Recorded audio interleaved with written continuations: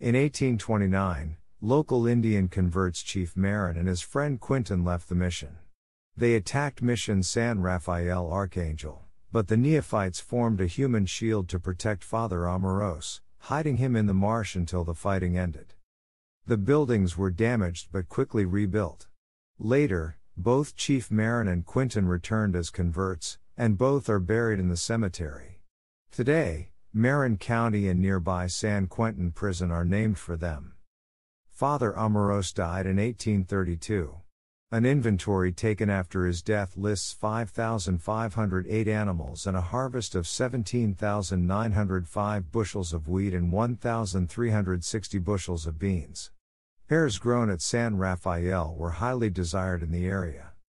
In 1834, Zapatecan, Mexican, Franciscans took control and put Father Jose Maria Mercado in charge. He was a short-tempered man who caused a lot of trouble. There are many versions of exactly what happened, but all agree that 21 innocent Indians died because of his actions. Some say he saw unknown natives approaching, thought they were going to attack and ordered his people to attack them first. Others say he armed his neophytes and sent them out against a group who had scorned him. Another account says he accused some innocent Indians of stealing, then armed his converts to keep them from coming back for revenge. They wrongly attacked some innocent visitors, thinking they were the ones he feared.